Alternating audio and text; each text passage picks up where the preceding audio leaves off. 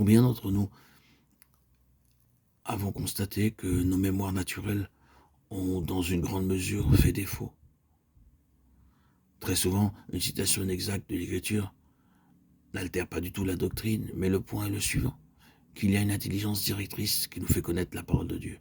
Quoique nous ne soyons pas capables pour le moment de transmettre un passage particulier dans son expression exacte ou de s'en souvenir, nous sommes gouvernés par elle. Si nous appartenons à l'homme céleste, tel il est, tel nous sommes aussi dans ce monde. 1 Jean 4,17. Voici l'homme céleste gouverné par la parole de Dieu, vu que la vie se trouvait en lui. Ce qui est vrai de la tête doit être vrai des membres. Si nous devons être joints à l'homme céleste, nous devenons des parties de cet homme céleste corporatif. Et cette même vie est en nous. Et nous marcherons par la parole. Nous serons gouvernés par la parole, par l'intermédiaire de l'esprit de vie qui est dans la parole. Et cet esprit de vie, c'est toujours, c'est tout, et possède toute l'intelligence. Je souhaite que tout le peuple de Dieu vive sur cette base.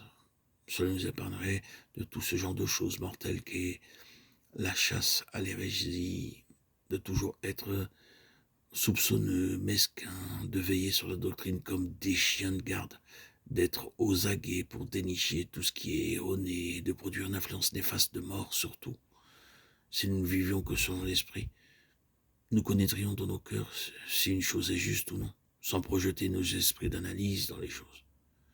L'esprit rendrait alors témoignage dans nos cœurs. Ce serait vie et salut. L'autre attitude est une misérable existence pour nous.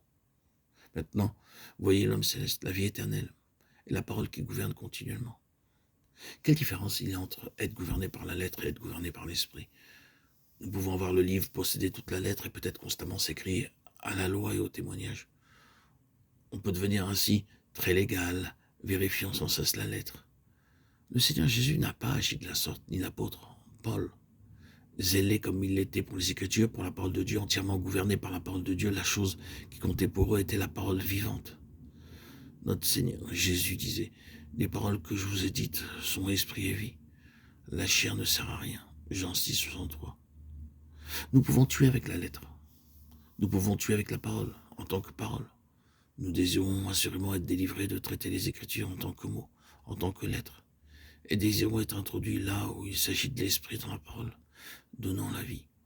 Quelle différence il y a entre ces deux domaines?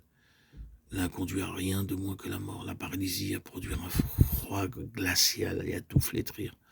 L'autre conduit à une condamnation positive, à un jugement qui est nécessaire pour détruire la chose qui est mauvaise.